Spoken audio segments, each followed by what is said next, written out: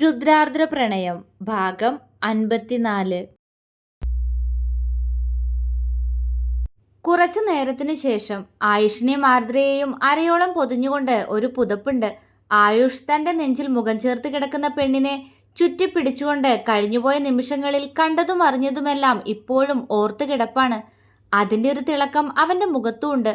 ചുണ്ടുകളിൽ അത്രയും മനോഹരമായൊരു ചിരിയും. അവൻ തല താഴ്ത്തി തന്റെ നെഞ്ചിൽ കിടക്കുന്നവളെ ഒന്ന് നോക്കി. ആയുഷിന്റെ നെഞ്ചിലൂടെ വിരലോടിക്കുകയാണ് ആർദ്ര. അവന്റെ ദേഹത്ത് അവിടെവിടായി കാണുന്ന ഉണങ്ങിയ മുറിപ്പാടുകൾ. അത് കാണുന്തോറും അവൾക്ക് വല്ലാത്ത വേദന തോന്നി. അവളൊന്നുയർന്ന് അവന്റെ നെഞ്ചിലായി ചുംബിച്ചു. ആയുഷ് അവളെ നോക്കി പുഞ്ചിരിച്ചു. എന്റെ എടുത്തുചാട്ടം കൊണ്ടല്ലേ? അല്ലെങ്കിൽ ഇങ്ങനെയൊന്നും ഉണ്ടാവില്ലായിരുന്നു അല്ലേ രുദ്രേട്ട? അവള് ചോദിച്ചു. ആ ബെസ്റ്റ്, ഈ സമയം പറയാൻ പറ്റിയ കാര്യം. ഈ പെണ്ണിനെ ഞാൻ എടി നീ കാരണമൊന്നുമല്ല. എനിക്കും നിനക്കും ഇതിൽ ഒരുപോലെ പങ്കുണ്ട്. രണ്ടാളും തെറ്റുകാരാ, നീ അത് വിട്, അവൻ പറഞ്ഞു. ആർദ്ര അവന്റെ മുഖത്തേക്ക് സങ്കടത്തോടെ നോക്കി. ഓ ഇവളെ കൊണ്ട് മാറിക്കിടക്കടി അങ്ങോട്ട്. അതും പറഞ്ഞവൻ അവളെ പെട്ടെന്ന് അവനിൽ നിന്നും അകത്തി മാറ്റി ബെഡിലേക്ക് കിടത്തി. രുദ്രേട്ടാ, അവൾ അവനെ കൂർത്തു വിളിച്ചു. അതുവരെ ഉണ്ടായിരുന്ന സങ്കടം എവിടെയോ പോയി. അവന്റെ ചൂടുപറ്റി അത്ര സുഖത്തിൽ കിടപ്പായിരുന്നു ആ നെഞ്ചിൽ. പിണക്കത്തോടെ അവൾ അവനെ നോക്കിയെങ്കിലും അവന്റെ നോട്ടം ബെഡിലേക്ക് കിടത്തിയപ്പോൾ ഒന്ന് തുളുമ്പിപ്പോയ അവളുടെ മാറിടത്തിലേക്കായിരുന്നു. ആ നോട്ടം കണ്ടവൾ പെട്ടെന്ന് പുതപ്പുകൊണ്ട് അവിടം മറച്ചു. ആയുഷ് അവളെ നോക്കി കണ്ണുരുട്ടി. അങ്ങനെ ഇപ്പൊ നോക്കണ്ട, അവൾ ചുണ്ടുകൊട്ടി. ഓ ഞാൻ കണ്ടിട്ടില്ലാത്ത സാധനാണല്ലോ. ജാടയിടല്ലേ അതി. ഇത്രയും നേരം ഞാൻ അവിടെ എന്തൊക്കെയാ ചെയ്തതെന്ന് നീ മറന്നുപോയോ? അവനിൽ നിറയുന്ന വഷളത്തരം. ആർദ്രയുടെ വാ അടഞ്ഞുപോയി. എന്താടി, ഒന്നും പറയാനില്ലേ? അവളുടെ മൗനം ചെക്കന് പിന്നെയും അവളെ കളിയാക്കാനുള്ള അവസരം കിട്ടിയതുപോലെ. നിങ്ങളുടെ നാക്കിന് ലൈസൻസ് ഇല്ല, അതുകൊണ്ട് മിണ്ടാതെ കിടക്കുന്നതാ എനിക്ക് നല്ലത്. രുദ്രേട്ടാ, പുതപ്പ് വലിക്കല്ലേ. പിന്നെയും പുതപ്പ് വലിച്ചു താഴ്ത്താൻ ശ്രമിക്കുന്നവനോട് അവള് കൊഞ്ചി. ആ അങ്ങനെ വഴിക്ക് വാ. തൽക്കാലം പൊത്തി വെച്ചോ, ഞാനിനി കുറച്ച് കഴിഞ്ഞിട്ട് കണ്ടോളാം. അവൻ കണ്ണിറുക്കി. ഛീ, അവൾ ചിണുങ്ങി. ആയുഷ് പൊട്ടിച്ചിരിച്ചു. അയ്യോ രുദ്രേട്ട, പതിയെ, മോൻ ഉണരൂട്ടോ. ആർദ്ര പെട്ടെന്ന് അവന്റെ വാപുത്തി. അവനാ കയ്യിൽ അമർത്തി ചുംബിച്ചുകൊണ്ട് കൈപിടിച്ചു മാറ്റി. ശരിയാ, ഇപ്പൊ ഇനി അവൻ ഉണർന്നാൽ ശരിയാവില്ല. ഇനി ശബ്ദം ഉണ്ടാക്കില്ല കേട്ടോ ആദി. അവൻ അനുസരണയുള്ള കുട്ടിയായി. അവന്റെ നോക്കും പറച്ചിലും ഒന്നും ശരിയല്ലാന്നറിയാവുന്നവൾ വല്ലാതെ പതുങ്ങിക്കൊണ്ട് അവനോട് ചേർന്ന് കിടന്നു. ആദി, നീ ഇങ്ങനെ തടിച്ചിരിക്കുന്നതാ ഭംഗിട്ടോ. ഉഫ്, എന്തൊരു ഭംഗിയാ നിനക്ക്. എവിടെ നോക്കണമെന്ന് അറിയുന്നില്ല എനിക്ക്. അവൻ കുറുമ്പോടെ പറഞ്ഞുകൊണ്ട് പുതപ്പിനുള്ളിലേക്ക് കൈകൊണ്ടുപോയതും ഇത്തവണ കുറുകിയെങ്കിലും അവന്റെ കൈ പിടിച്ചു മാറ്റിയില്ല അവൾ. പറഞ്ഞാലും അനുസരിക്കാത്തവനോട് പിന്നെയും പറഞ്ഞിട്ടെന്തിനാ? ആ കൈച്ചൂടിൽ അങ്ങനെ ഒതുങ്ങിക്കിടന്നു ആർദ്ര. മനസ്സിന് വല്ലാത്തൊരു സന്തോഷം. ആർദ്ര അവന്റെ വയറിലൂടെ ചുറ്റിപ്പിടിച്ചു. പെട്ടെന്നെന്തോ ഓർമ്മ വന്നതുപോലെ അവള് തലയ്ക്കൊന്ന് കൊട്ടി. അയ്യോ, ഒരു കാര്യം മറന്നുപോയി രുദ്രേട്ടാ. പെട്ടെന്ന് അവൾ പുതപ്പ് വലിച്ചെടുത്ത് ബെഡിൽ നിന്നും എഴുന്നേറ്റു. ആ, എന്നെങ്ങനെ ഉടുതുണിയില്ലാതെ കിടത്തിയപ്പോൾ നിനക്ക് സമാധാനായോ? ആയുഷ് അങ്ങനെ മലർന്നു കിടന്നൊരു കുസൃതിയോടെ ചോദിച്ചപ്പോഴാണ് അവന്റെ കോലം അവള് കാണുന്നത്. അയ്യേ, നാണത്തോടെ നോട്ടം വെട്ടിച്ചുകൊണ്ട് പുതപ്പ് ദേഹത്തോട് ചുറ്റിയവൾ നിലത്തുനിന്ന് അവന്റെ മുണ്ടെടുത്ത് അവന്റെ ദേഹത്തേക്ക് ഇട്ടുകൊടുത്തു. ഓ എന്തിനാ, എനിക്കിങ്ങനെ കാറ്റ് തട്ടി കിടക്കുന്നതാ ഇഷ്ടം.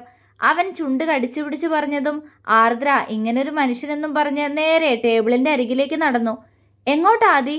ആ മുണ്ട് വലിച്ചുകൊടുത്തവൻ അവൾക്ക് പിറകെ ചെന്നു. ഇതെന്താ ഇവിടെ ചെയ്യുന്നേ? ടേബിളിൽ എന്തോ തിരയുന്നവൾക്ക് പുറകിൽ വന്നവൻ ചോദിച്ചു. ആർദ്ര പെട്ടെന്ന് അവന് നേരെ തിരിഞ്ഞു നിന്നു. എന്താടി? അവൻ കണ്ണു ചുരുക്കി. എൻ്റെ രുദ്രേട്ടനെ എനിക്ക് നിഷേധിച്ച ഒന്നുണ്ട്, അത് ഇപ്പൊ തരൂ എനിക്ക്. അന്ന് തൊട്ട് എൻ്റെ രുദ്രേട്ടനായിട്ട് അതെനിക്ക് തരുന്നതും കാത്തിരിക്കുക ഞാൻ. പറഞ്ഞു നിർത്തവേ അവളുടെ കണ്ണ് പെട്ടെന്ന് അങ്ങോട്ട് നിറഞ്ഞുപോയി. എന്താ ആദി, എനിക്ക് മനസ്സിലായില്ല. എന്താ ഞാൻ തരണ്ടേ? പറ, എന്തിനാ നീ കരയുന്നേ? അവൻ അമ്പരന്നുപോയി. എന്നെ നോക്ക് രുദ്രേട്ടാ, നേരെ നോക്ക്. എന്നിൽ ഒരു കുറവും കാണുന്നില്ലേ? അവൾ ചോദിച്ചു. ആയുഷ് സംശയത്തോടെ അവളെ ആകെ മൊത്തമൊന്ന് നോക്കി. അവൻ എന്നിട്ടും ഒന്നും മനസ്സിലായില്ല. നിരാശയോടെ അവളുടെ മുഖത്തേക്ക് വീണ്ടും നോക്കവേ അവൻ കണ്ടു അവളുടെ ഒഴിഞ്ഞു കിടക്കുന്ന സീമന്തരേഖ. അവൻ അവളെ ഉറ്റുനോക്കി. മനസ്സിലായോ രുദ്രേട്ടാ? അവൾ ചോദിച്ചതും അവന്റെ കണ്ണ് നിറഞ്ഞുപോയി. ആദി, അത് ഞാൻ അന്നത്തെ സങ്കടത്തിന് നിന്നോട് പറഞ്ഞതാടാ സിന്ദൂരം തൊടണ്ടാന്ന്. പിന്നീട് അവിടെ ഒഴിഞ്ഞു കിടക്കുമ്പോൾ പലപ്പോഴും തോന്നിയിട്ടുണ്ട് നിന്നോട് അങ്ങനെ പറയരുതായിരുന്നു എന്ന്. അവൻ ഇടർച്ചയോടെ പറഞ്ഞു. സാരില്ല, അത് കഴിഞ്ഞില്ലേ. പക്ഷെ ഇപ്പൊ നിങ്ങളുടെ കൈകൊണ്ട് തന്നെ അവിടെ വീണ്ടും ചുവപ്പിക്കോ? അവൾ അവനെ പ്രതീക്ഷയോടെ നോക്കി. ആയുഷ് മറുപടി പറയാതെ അവളുടെ നെറ്റിയിലൊന്ന് ചുംബിച്ച് അവളിൽ നിന്നും അകന്നു മാറി ടേബിളിനരികിൽ നിന്ന് അവളുടെ സിന്ദൂരച്ചെപ്പെടുത്തു. അവൻ അവളെ സംശയത്തോടെ നോക്കി. ഈ റൂമിലേക്ക് ഇന്ന് വന്നാ നമുക്കിടയിൽ ഇങ്ങനെയൊക്കെ ഉണ്ടാവുമെന്ന് അറിയാമായിരുന്നല്ലോ, അതുകൊണ്ട് എടുത്തു വെച്ചതാ. പക്ഷെ മറന്നുപോയി നിങ്ങളുടെ കുറുമ്പ് കാരണം. അവൾ മുഖം വീർപ്പിച്ചു. ആയുഷ് ചിരിയോടെ അവളെ നോക്കിക്കൊണ്ട് അവളെ ചേർത്ത് പിടിച്ച് അവളുടെ സീമന്തരേഖയിൽ സിന്ദൂരം നീട്ടി വരഞ്ഞു. അവൾ അവനെ നോക്കി പുഞ്ചിരിച്ചു. ആയുഷ് അവളെ കണ്ണിമ ചിമ്മാതെ നോക്കി. അവൾക്കൊന്നുകൂടി സൗന്ദര്യം കൂടിയതുപോലെ തോന്നി അവന്. അവൻ സിന്ദൂരച്ചെപ്പ് മാറ്റിവെച്ച് പതിയെ അവളുടെ മുഖം അലമാരയിലെ മിററിലേക്ക് കാണിച്ചു കൊടുത്തു. ആർദ്രയുടെ കണ്ണുകൾ വിടർന്നുപോയി. സന്തോഷായോ? അവൻ ചോദിച്ചു. ഇതെന്റെ കുഞ്ഞു വാശിയായിരുന്നു. ഇത് തൊടണ്ടാന്ന് പറഞ്ഞ ആളെ കൊണ്ട് തന്നെ തൊടുവിപ്പിക്കുന്നു. എന്നിട്ടിപ്പോ രുദ്രേട്ടൻ തന്നെ തോറ്റില്ലേ? അവൾ കുറുമ്പോടെ അവനോട് ചോദിച്ചു. നിന്റെ മുന്നിൽ എനിക്ക് ഒരിക്കലും ജയിക്കേണ്ടാതി, അവൻ പ്രണയത്തോടെ പറഞ്ഞു. ആർദ്ര അവനെയൊന്ന് നോക്കിക്കൊണ്ട് പതിയെ അവന്റെ കവിളിൽ ചുണ്ടമർത്തി. പതിയെ ഇരുവരുടെയും ചുണ്ടുകൾ തമ്മിൽ ചേർക്കപ്പെട്ടു.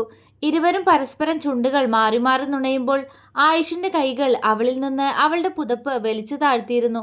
കുറുകിക്കൊണ്ടവൾ അവനെ ആഞ്ഞു പുണരുമ്പോൾ പിന്നെയും പരസ്പരം ഒന്നാവാനുള്ളൊരു മോഹം. അവളെ കയ്യിൽ കോരിയെടുത്തവൻ ബെഡിലേക്ക് കിടത്തി അവളിലെ ഓരോ ഇടങ്ങളും വീണ്ടും വീണ്ടും തൻ്റേതാക്കുമ്പോൾ പെട്ടെന്ന് ആർദ്ര തനിക്കു മുകളിലുള്ളവനെ ആഞ്ഞൊന്നു തള്ളി ബെഡിലേക്കിട്ടു. ആയുഷ് എന്താ എന്ന പോലെ അവളെ നോക്കുമ്പോഴേക്കും അവളുടെ നഗ്നദേഹം അവന്റെ നഗ്നമേനിയിൽ അമർന്നിരുന്നു. ആദി, ആയുഷ് വിറച്ചുകൊണ്ട് വിളിച്ചു. ഇനി എനിക്കൊരവസരം താ, അവന്റെ കഴുത്തിൽ മുഖമമർത്തി അവൾ പതിയെ പറഞ്ഞതും അവന്റെ കണ്ണുകൾ അത്ഭുതത്തോടെ വിടർന്നുപോയി. ആ, തരാ തരാ. അവന്റെ ശ്വാസം കനത്തിട്ടുണ്ട്. അവൻ അവനെ അവൾക്കായി വിട്ടു നൽകി. അവന്റെ മുഖമാകെ അവളുടെ ചുണ്ടുകൾ അമരുമ്പോൾ അവനും അവളിൽ എന്തൊക്കെയോ മായാജാലം തീർത്തു. നെഞ്ചിലൂടെ താഴേക്ക് നീങ്ങിയ അവളുടെ മുഖത്തിൽ ആയുഷ് ഒന്ന് പകച്ചുപോയി. എന്നാൽ നിമിഷങ്ങൾക്കുള്ളിൽ അവന്റെ ശരീരം വിയർത്തു. കണ്ണുകൾ അടഞ്ഞു. ആ പെണ്ണ് അവനെ സ്നേഹിക്കുകയാണ്. അവന് അവളെ നൽകിയതുപോലെ അവളും അവനെ തൻ്റേത് മാത്രമാക്കുവാണ്. ആദി, അവന്റെ മുരൾച്ച പോലുള്ള ശബ്ദം. അവളൊന്ന് ക്ഷീണിച്ചതും അവൻ അവളെ ബെഡിലേക്ക് കിടത്തി. പിന്നെയും അവളെന്ന പെണ്ണിൽ അലിഞ്ഞു ചേരുമ്പോൾ ഇനിയും ഒരകൽച്ചയും ഇല്ലാത്തമാം വിധം അവരുടെ ശരീരവും മനസ്സും ഒന്നാണ്. ആദിയും അവളുടെ മാത്രം രുദ്രേട്ടനും. പിന്നീടുള്ള നാളുകൾ ആയുഷിന്റെയും ആർദ്രയുടെയും പ്രണയത്തിൻ്റെതായിരുന്നു. അവർക്ക് നഷ്ടമായ നല്ല നിമിഷങ്ങളെല്ലാം ഇപ്പോൾ ആസ്വദിച്ച് ജീവിക്കുകയാണ് അവർ. കൂട്ടിന് അവരുടെ കുറുമ്പൻ അഭിയുണ്ട്.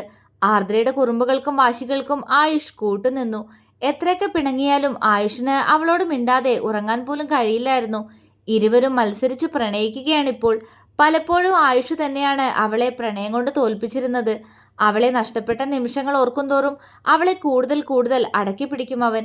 അവളെ ഒരു നിമിഷം പോലും പിരിയാതിരിക്കാനായി അവൻ അവളെ കൈലാസ ഹോസ്പിറ്റലിൽ നിർബന്ധിച്ച് ജോലിക്ക് കയറ്റി.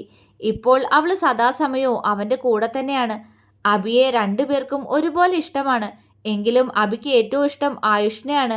ഇടയ്ക്ക് ആർദ്രയും ആയുഷും കൂടി കുഞ്ഞിന് നേരെ കൈ കാണിക്കുമ്പോൾ അവൻ ഓടി വന്ന് ആയുഷിൻ്റെ ദേഹത്തേക്ക് ചാടും. ആയുഷിൻ്റെ അപ്പോഴുള്ള സന്തോഷം കാണുമ്പോൾ ആർദ്രയുടെ മനസ്സും നിറഞ്ഞു പോവും. അല്ലെങ്കിലും മക്കള് തങ്ങളെക്കാൾ കൂടുതൽ അവരുടെ അച്ഛനെ തന്നെ ആയിരിക്കണം സ്നേഹിക്കേണ്ടതെന്ന് ചിന്തിക്കുന്നവരാണല്ലോ ഭൂരിഭാഗം സ്ത്രീകളും. ഹോസ്പിറ്റലിൽ പോകുമ്പോൾ അവനെ കൊണ്ടുപോകാൻ കഴിയാത്തതുകൊണ്ട് മാത്രം അബിയെ വീട്ടിൽ നിർത്തി പോവും ഇരുവരും. അവന്റെ പാലുകൂടി ഇപ്പോൾ നിർത്തിച്ചതുകൊണ്ട് തന്നെ അവന് വാശിയൊന്നും ഉണ്ടായിരുന്നില്ല. ഹോസ്പിറ്റലിൽ നിന്ന് വന്നു കഴിഞ്ഞാൽ പിന്നെ ഫുൾ ടൈം അവന്റെ ഒപ്പമാണ് രണ്ടാളും. രാത്രിയിൽ പക്ഷേ ആയുഷിന് കുഞ്ഞും അവളും അടുത്ത് തന്നെ വേണം. അതുകൊണ്ട് തന്നെ കട്ടില് ചുമരോട് ചേർത്തിട്ട് അബിയെ പിടിച്ച് അവിടെ കിടത്തും അവൻ. നടുക്കായി ആയുഷ്, അവന്റെ അരികിൽ അവളും. പരസ്പരം പ്രണയിച്ച് മതിയാവാതെ ഒരു പുതപ്പിനടിയിൽ ചുരുണ്ടുകൂടുമ്പോഴും വീണ്ടും വീണ്ടും പരസ്പരം അറിയാനുള്ള ആവേശമായിരിക്കും ഇരുവരിലും. അങ്ങനെ സന്തോഷം മാത്രം നിറഞ്ഞു നിന്ന അവരുടെ മാത്രം ലോകം. അവരുടെ സന്തോഷമുള്ള ജീവിതം കാണുമ്പോൾ തന്നെ കൈലാസത്തിലുള്ളവരുടെയും ദേവർമഠത്തിലുള്ളവരുടെയും മനസ്സ് നിറയും. ഇതിനിടയിൽ നടന്ന മറ്റൊരു വിശേഷം എന്താന്ന് വെച്ചാൽ ബെന്നിയുടെ മെറിന്റെ വിവാഹം കഴിഞ്ഞു. കൈലാസത്തിൽ നിന്നും ദേവർമഠത്തിൽ നിന്നും എല്ലാവരും ആ വിവാഹത്തിന് പങ്കെടുത്തിരുന്നു. അന്ന് ആദ്യമായി ദേവർമഠത്തിലെ കാർത്തികേയൻ ഒരാൾക്ക് മുന്നിൽ അറിഞ്ഞുകൊണ്ട് തോറ്റുകൊടുത്തു. ബെന്നിക്ക് മുന്നിൽ. പറഞ്ഞുപോയ വാക്കുകൾ തെറ്റായിപ്പോയി എന്നറിയാം, പക്ഷേ ക്ഷമിക്കണം, അത്ര മാത്രമേ അയാൾ പറഞ്ഞുള്ളൂ. പക്ഷേ സഹോദരിയായി കണ്ട ഒരുവളെ മറ്റൊരർത്ഥത്തിൽ പറഞ്ഞ ആളോട് ക്ഷമിക്കാൻ ബെന്നിക്ക് അല്പം ബുദ്ധിമുട്ടായിരുന്നു. എന്നെങ്കിലും ആര് നിങ്ങളോട് ക്ഷമിക്കുകയാണെങ്കിൽ അന്ന് ബെന്നിയും നിങ്ങളോട് പൂർണ്ണ മനസ്സോടെ ക്ഷമിക്കും. അവൻ പുഞ്ചിരിയോട് അയാൾക്ക് മറുപടി നൽകി. അയാളുടെ നോട്ടം ആർദ്രയിലേക്ക് പോയെങ്കിലും അവരുടെ സംസാരം എന്തെന്നു പോലും അറിയാതെ ആയുഷിനോട് കുറുമ്പ് കാണിച്ച് നടക്കുകയായിരുന്നു അവൾ. വിവാഹം കഴിഞ്ഞ് ഒരാഴ്ചയ്ക്ക് ശേഷം ബെന്നിയും കുടുംബവും തിരികെ ദുബായിലേക്ക് തന്നെ പോയി. ഇടയ്ക്ക് വരാമെന്ന് ആർദ്രയ്ക്കും ആയുഷിനും വാക്ക് കൊടുത്തിട്ടാണ് അവർ പോയത്. പപ്പയുടെ ഏതപ്പാ? അബിയെ ചേർത്ത് പിടിച്ച് ചുംബിക്കുമ്പോഴും ബെന്നി കുറുമ്പോടെ ആയുഷിനെ നോക്കി അബിയെ വിളിച്ചു. ആ വിളിയിൽ ആയുഷിന്റെ മുഖമൊന്ന് വീർക്കുമെങ്കിലും അവനെ ഒന്ന് കൂർപ്പിച്ചു നോക്കുമെന്നല്ലാതെ ആയുഷ് ഒന്നും പറയുമായിരുന്നില്ല. അങ്ങനെ ബെന്നിയും മെറിനും ഇന്ന് അവരുടെ മാത്രം ലോകത്താണ്, പരസ്പരം പ്രണയിച്ചുകൊണ്ട്. ഇന്നാണ് പാറുവിന്റെയും മിമിയുടെയും വിവാഹം. അവരുടെ മാത്രല്ല, കൂട്ടത്തിൽ മറ്റൊരു ജോഡി കൂടി ഉണ്ട് കേട്ടോ. അതെ, നമ്മുടെ മനുവിന്റെ കൂടി വിവാഹം ഇന്ന്. വധു അധ്യാപികയാണ്. ദേവർമഠം കോളേജിലാണ് അവളും പഠിപ്പിക്കുന്നത്. പേര് വേദിക. മനുവിന്റെ ജീവിതത്തിലേക്ക് സന്തോഷം പകരാനായി കടന്നു വരുന്നവൾ. ഒരു പാവം പെൺകുട്ടി. തുളസിക്കതിരിന്റെ നിർമ്മല്യമുള്ള മനു ആഗ്രഹിച്ചിരുന്നത് പോലെ ഒരു പെൺകുട്ടി. പക്ക അറേഞ്ച്ഡ് മാരേജ് ആണ് അവരുടേത്. കൂടെ ഒരാളെ കൂട്ടണമെന്ന് തോന്നിയപ്പോൾ മനുവിന്റെ മനസ്സിലേക്ക് ആദ്യം വന്നത് എന്തുകൊണ്ടോ അവളുടെ മുഖമായിരുന്നു. അവനത് ആദ്യം പോയി പറഞ്ഞത് ആർദ്രയോടാണ്. കേട്ടപ്പോൾ അവൾക്കും സന്തോഷം. അങ്ങനെ ഇന്ന് 2 വിവാഹങ്ങൾ നടക്കാൻ പോവുകയാണ്. തുടരും.